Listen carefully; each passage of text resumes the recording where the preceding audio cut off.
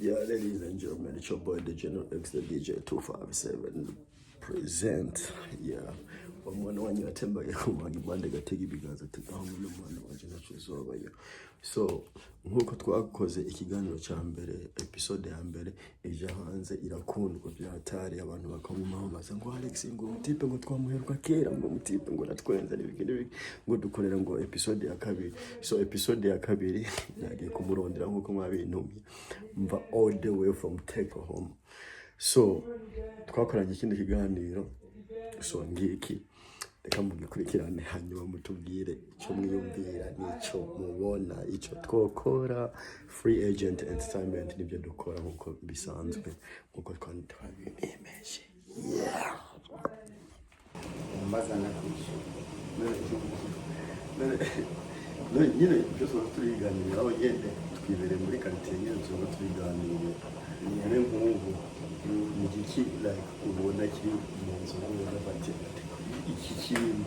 sishobora guhera inzu naho byogenda kuri sishobora kuzira mu gihe Dainzoga. cyane uri kuravugisha nk'abantu like Oya ndavugisha ukuri. Dainzoga. Iki gituma like ubwira ikintu kimwe cyangwa bibiri byotuma udahera inzoga. Hano umugore yambugenda byanga. Inzoga isigara nariye. Byose nariye ni ngombwa. Ariko yambugije byose. Ariko icyo no shira imbere ndegunda agacupa kwera. Yeah, kwera nakora muri kabari. Papa niwe njye muri kabari kandi abaye Yesu ubwa mbere wari wabaye Yesu wewe Yesu uzi kuvuga ngo Eli la masabakitani Eli Eloi la masabakitani nagiye ku musaraba papa yangeze kurambura narigeze Imana yanjye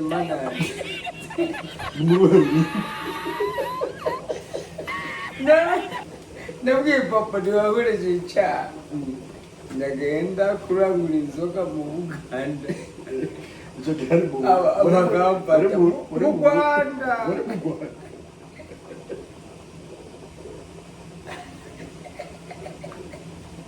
papa ntiwakoresheje amakosa kandi narahiye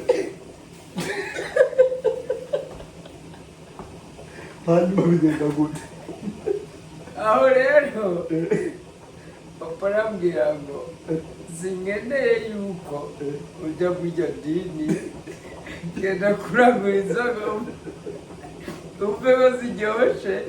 udandaze inzoga muri kawari ngire gutya ndababa abo tuvukana ndaraba bashiki banje mugana na kuno bigenze reka nze kuzaro ugabyogenda koso abarokora bakazaba abo dusengana bakambaza mbe kubera iki wagiye kuragura inzagwa uzi yuko uri umukristo ugahonja mu gwina ya nkagenda nkahonja nkagupfukwa kwa ryo cyangwa ukaryoshye none ibyo byose wabikora kugira ngo tubone ubuzima papa baca bambwira no kumufunga imyaka 5 icyo gihe mu Rwanda mubeshe bakubise umugabo yitwa Rutamba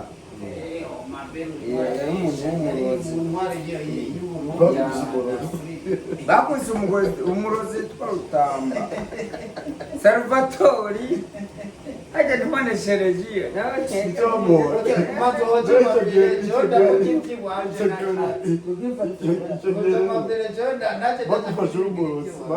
baramukubise papa aza kumufunga imyaka iyo ntunga ba mama baba ariko rero none kuri wewe umuntu aprodeye umuntu ubizi ko bambara ingofero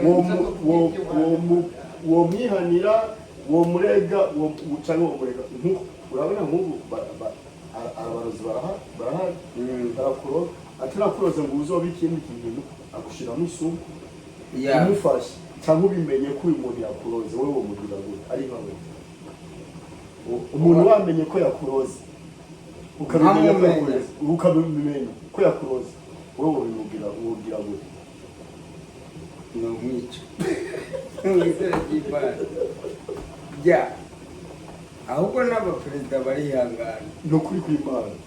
no mwica kandi ukaba wazi ko abo bantu bahari kandi muri kumwe no kwemera ngafungwa cyangwa nkaja mu gasho ariko nawe nkamwica cyangwa ukamukorera akantu urumva rero wewe papa ya abana bose ari uta ntayemera ari uta okay amazina si ngombwa ariko urabizi ko byabaye hariho nk'abantu bagiye bakurogera cyangwa bakashaka kwipfura izina ukabona gazi ariko ntagire ikintu na kimwe bakora ntibabayeho cyane ubamenye woca ubikora nk'uko ubikoze oya reka nkubwire ijambo rimwe unyumvirize nk'uko Jesse nawe ndakuzi Imana ishimwe yuko turi kumwe nawe je nahunze 72 ubundi sinawumenya ariko umuntu agiriye nabi nkabimenya neza ko ngiriye nabi kandi tukabona si byiza umbwira ati mbabarira ibyo nakoze mbabarira ari wari kugusabye ikigongo no kimuha utaramubwira n'ikintu na kimwe agusabye ikigongo ntangorane ya ikigongo ariko agumya kuribikamwa ashaka no kumurikira none ukabimenya nkabimenya njacamo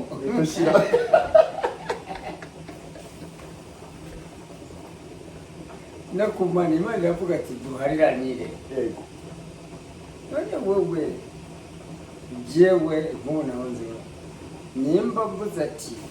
ndagusabye ikigongwe nimba nagukoreye nabi ndaguharira ndavuga ati ndakubabariye nk'uko twahunze 72 ntabwo tuzi Kirundi benshi bavukiye mu Burundi ntabwo tuzi Kirundi Kinyarwanda cyane twahungiye ahantu henshi cyane mu Rwanda muri hose ariko genda gukundana n'abantu ubu ni murumuna wanjye ntabwo yarazi ko namukuye mu Rwanda aho papa aho yavukiye nkamuzana bakamura Amerika ni byiza gufashanya n'ubundi gusa ikibazo nashaka kubaza aho ngene ni cya kintu bagishuye nuko ndakubaza ati none nk'ubu nk'umuntu akugiriye nabi akagira akakuroga ugasinzikara noneho mu nyuma ukaza kubimenya ko ari we yakuroze yakugize bya bintu wabayemo imyaka 2 cyangwa 3 cyangwa irenga waciyemo ubabara uri mu babare burenga none ugaca kumumenya ko ari we yabigukoreye wewe wo bimukorera gute so bro ndakubarire nizira ry'Imana yo mwijuru nosega n'Imana kavuga ati reka ndamwikurire we basi niwo gukura ku butegetsi uri perezida kuva wapfa nkakujya kwa ntuzenyebo umuntu yakoreye nawe akakwica uhagaze kandi ubona ariko mu nyuma Imana ikaza ikakurokora ikagukura mu cyobo kwa kundi muri birango byanditse gutyo ngo ko kundi yakuye ni Lazaro mu mukino akamukura ugakira ifi yaranize ikawe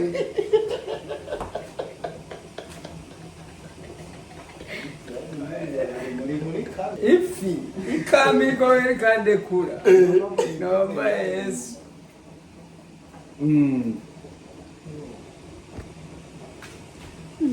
nta bindi bintu kwenda kubarira kwe uzi ifi irinze kumira kujya kwa Yona none ukavamo uba wokora iki none ugabona iri yafi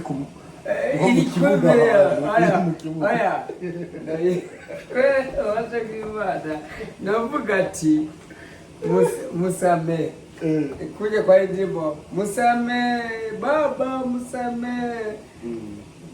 no musame.